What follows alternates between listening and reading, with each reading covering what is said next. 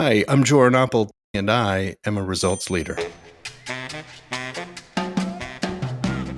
You're listening to ResultsLeader.fm. Being a thought leader is easy. Getting results is hard. This show is for the results leader who lives and dies by their results. Here is your host and Chief Results Leader, Jonathan Rivera.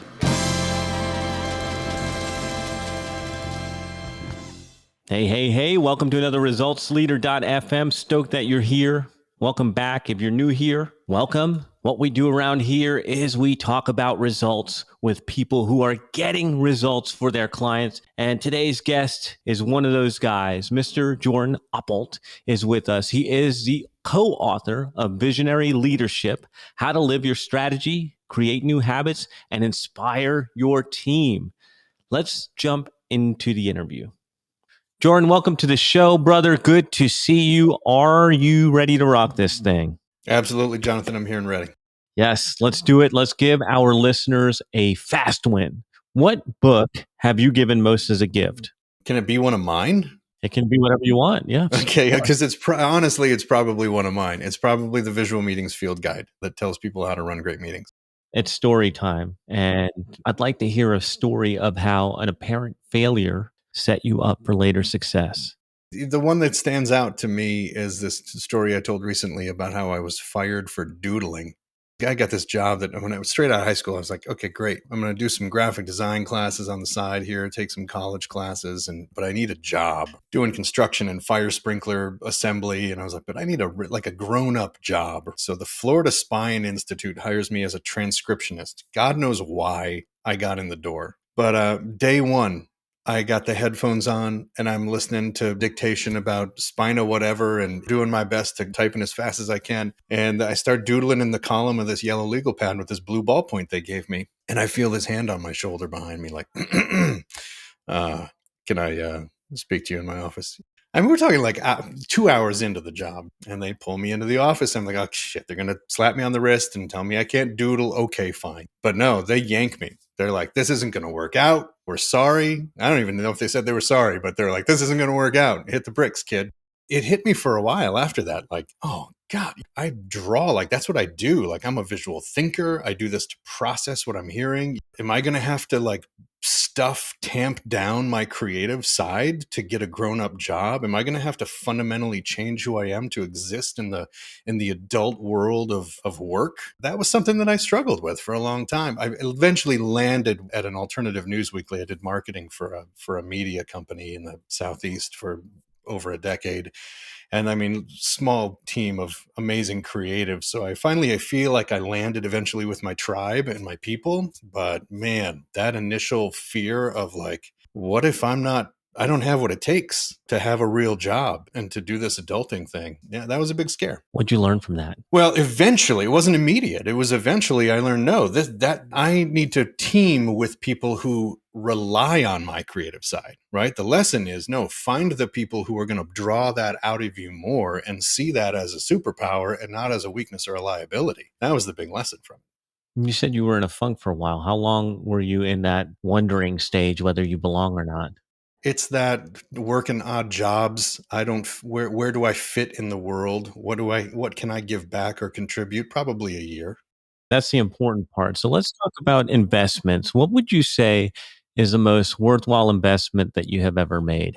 I mean, honestly, I think my first reaction to that question is that when I stop and I slow down and I spend time with my kids, because there's this tendency to move too fast or give them an excuse that I'm working or I'm doing something. But honestly, the return on the investment when I stop and I slow down and I have a conversation is that I'm letting them into my world, right? I'm not only showing up as a compassionate parent and giving them the time of day, right? I'm also modeling for them how to do that for other people, right? So I think the return on that is that they get to be great adults then, hopefully, fingers crossed, when I'm no longer around, right? Like that they're like, well, dad always took a breath, took a beat, whatever. That's my hope anyway. And I'm not good at it all the time, but I think the moments that I am able to check myself and stop and slow down and spend that time, those are the real big payoffs.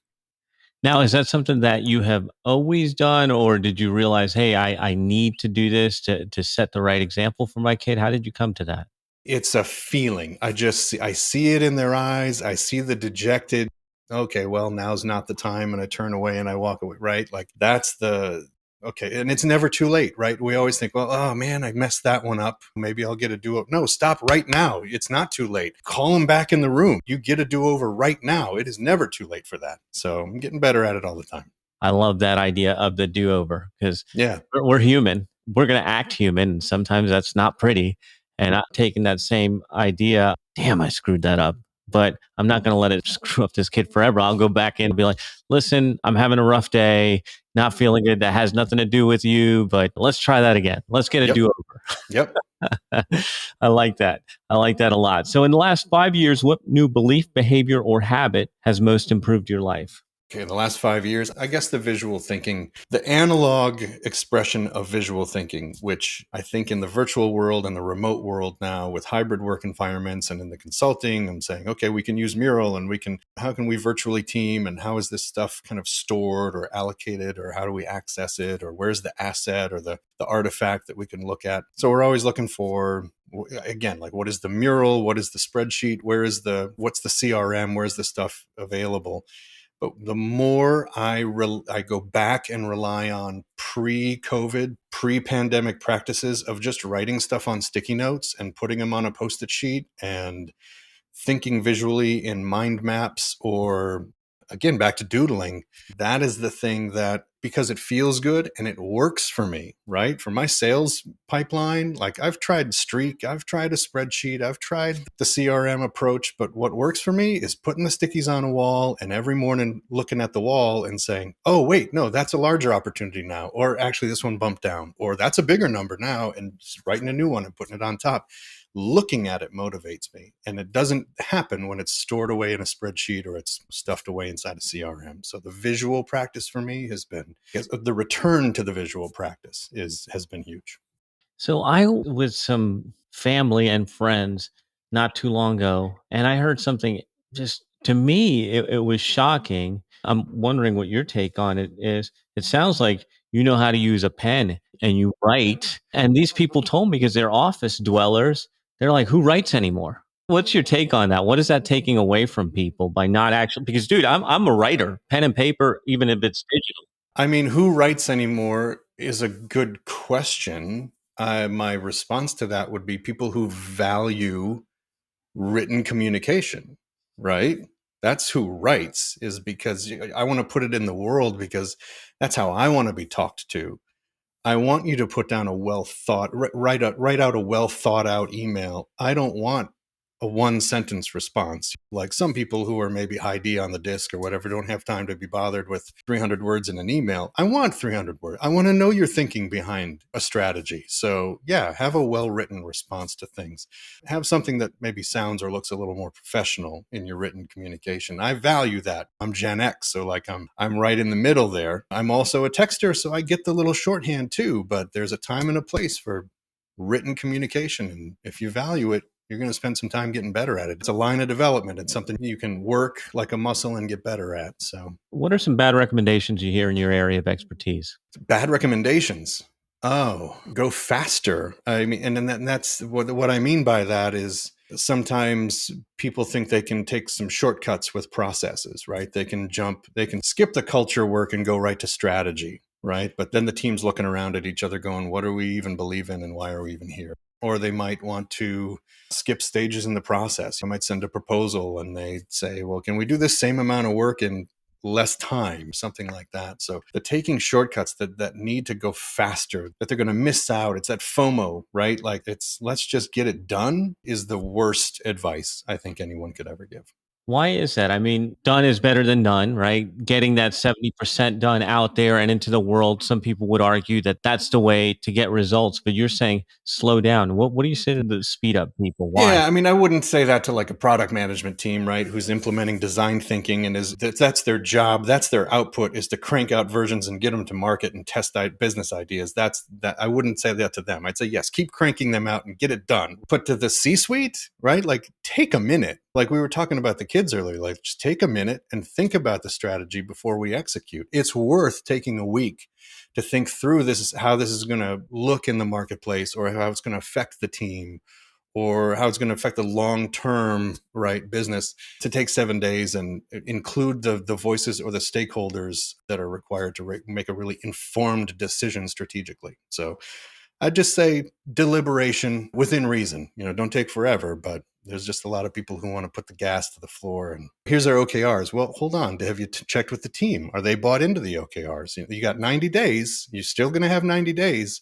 Even if we have 88 days, it's going to be worth it to check in with everyone and say, can we all lean in this direction over the next 90 days? It's going to be worth it long term. I hear you saying slow down to speed up. Slow down to speed up. Absolutely. Extra couple moments could actually be quite beneficial. All right, we're about to get into the results portion of the show. But before we do that, I got to ask you, have you shared the show? If you're digging what I'm laying down here, then I want to ask you to share this show with somebody who will find it helpful. Share it on your social medias. Use the hashtag ResultsLeaderFM, and I'll be looking for you out there. Thank you. So let's talk about results, man. Why do results matter? Results matter because I think that's how most people measure success. They want to look at the output. They want to look at the balance sheet. They want to look at the KPI or the metric, and that's how we're going to make those informed decisions moving forward. So if you don't have results, you're navigating at the end of a flashlight beam. You have no intelligence or data to go by. So we need results in order to work, in order to team, in order to communicate, in order to function.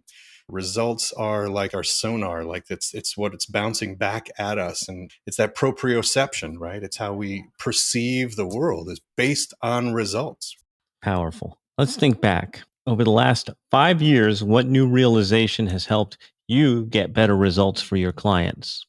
I think the realization that if I'm focused on outcomes and results for them, then people are going to get the results they need. I think the work of Donald Miller and StoryBrand and seeing your client as the protagonist and the hero, I mean, all of that stuff is so important. You've got to show up as a guide or as an oracle or as a sidekick for them. You can't be the hero. They're the hero. Why? Because I believe in this philosophy, so I'd like to hear your take on it. Well, it's because they don't care about me and they don't care about my awards and the things I've done. They care about what I can do for them. If they're Dorothy, they care about how they're going to get to the Emerald City. I, as the Scarecrow or the Tin Man or whatever, I also care, right? I'm missing that heart or that brain or the whatever, and I want to get there too. I have my own personal motives to get there, but I'm not there for me. I'm there for her. I'm there to support her, and that we all walk together as a team down this path together. So I just think that it's important for when we consider our clients, we position them in the center of the story, and we address them as we would someone. We are there to help fulfill their needs. We're there in service to them. And I think that's ultimate. What do you say to those businesses trying to be the hero? Give them some advice. Get over yourself. There it is. I mean, it just, nobody cares about I don't care how many Addy awards you won. It's like, I care about my commercial. I care about you shooting my Super Bowl commercial, not the guy 3 years ago. So talk to me about my project. So yeah, get over yourself and the accolades and the whatever story you're weaving about you and who you are and where you're headed. Your client doesn't want to hear any of that. They want to hear how you can help them. I find other heroes exhausting. Yeah. Oh, man. What area of your business would you like better results? Yeah, it's hard to say. Our Q1's been really slow, and I think that's a common theme for everybody I'm talking to in the consulting space. So I don't know whether it's marketing or sales. It feels to me like it feels to me like I want to say sales, like, oh yeah, I need more sales. But I feel like there's a marketing piece that if anyone, and I'll just speak for myself, but I mean, if I got better I could close that feedback loop on iterating the messages that are working and the people that I'm getting in front of. So maybe it's the marketing piece. It's strange. It's kind of like the cobbler who has no shoes. I've spent a decade in marketing and I'm doing my own marketing. And, every time somebody comes up with an idea, why don't you do this? I'm like, God, that's a brilliant idea. Why didn't I think of that? I'm a marketer. I should have thought of that. Having a good, hard honest look at the marketing efforts in the business, I think would be a really great step. When you identify that, like right now, how would you go about actually handling that or implementing it or taking that look in your business? Well, what I might do, let's turn the question around on myself, right? How might I improve the marketing efforts? I would do a little bit of analysis in the last, maybe let's say over the course of the past year. We could just say a year. Take a look at what worked, what efforts I was putting out, whether it's inbound content or videos or blogging or e-newsletters or whatever. I'd kind of take a look at what the returns were on that. And you got to look at the margins too. If I'm getting 2 coaching clients and the margins are closer to whatever they are, 40%, or if there's a big enterprise consulting job that comes through and the margins are closer to 60 or 70 and they're larger contracts, well then God, you focus on getting 3 of those, put your effort where the margins are. So yeah, a real analysis of the returns on the marketing efforts would be a good start. Yeah, that's what I would do. Now you know what you do when we get off this call. Next. Yeah, right. uh, what results are you most proud of? It's not a turnaround. I don't want to call it a turnaround exactly, but it's an engagement that I see with the facilitation and consulting clients we have, where at the beginning of a session or even a series of engagements where they're like, their face is really tiny and they're leaning back in the chair and they can't be bothered and smiling at all. But by the end of the work together, they're right here. They're like, this is amazing. What next? How else can I help? The people who get lit up around leading their teams and aligning and turning toward each other and communicating better, and they're committed now to the vision and the strategy or the culture or whatever it is. I mean, that when those people light up like that, seeing that power within the organization, within those clients, it's just, that's the okay, like my job's done here. It doesn't get better than that for me. You feel so good when somebody feels powerfully engaged and wants to contribute more within the business because they're happy or something was missing that's now there. Or sometimes there's big emotional breakthroughs that maybe they got to say something they've been holding in for 3 years and now that's off their chest and they could just move forward, whatever it is, that lift, that alignment, you see it, you feel it, you sense it, and that's what really makes the work fulfilling. So I have a quick question on that, because I've spoken to a lot of coaches and consultants. And when the world changed and they had to go from in person to this digital field, they think that's not possible. Is it possible to get that kind of engagement through Zoom or online? Yeah, I mean, we see it all the time. We see it every day. It's absolutely possible. I would say more frequently, I would say, with the coaching, but it's definitely possible with the consulting. It's possible if you have 100 people on a Zoom call, that one person is going to hear the exact thing that they needed to hear. Whether you notice it or not is a different story. And that's what I recommend to facilitators all the time, is that don't mistake a lack of engagement for lack of retention. Like we've had people with like what we might call resting disengaged face, right? Like throughout a session come up to us at the end and say, that was the best meeting I've ever been. It was like, well, you could have fooled me, but there can be one that you maybe don't know you're reaching, but then they're going to walk away and go, guys, we got to do things differently. I just attended this thing today that really woke me up to some of the things happening. Or you don't ever know who you're going to reach in that way, but it's absolutely possible.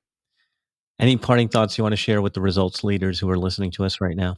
Just stay focused and keep bringing your best self to the work, and stay honest and stay accountable. Surround yourself with people who are going to ask you the hard questions. Don't fall for your own bullshit. Don't fall in love with your own neocortex. Like, you've got to be open and honest and vulnerable and do the hard work too. So just keep showing up. There's no question that people are going to want more from you. Where can they go? They can go to the business website, which is Illustrious Consulting. It's illustri.us. We got a little clever with the domain. The O is actually a dot. So it's illustri.us, and you can see all the information about the work we do there. Excellent. We will certainly have links in the show notes for hanging out with us. Thank you, results leaders, for tuning in. And another one is in the can. That is a wrap for another edition of resultsleader.fm. If you are out there getting results for your clients and you want to be featured on the show, go to resultsleader.fm now and apply to be on the show. And if you love what you're hearing, share the show, give us a rating and review, do anything to help us get the message out there. Thought leadership is easy, but results leadership is hard. We'll catch you on the next one.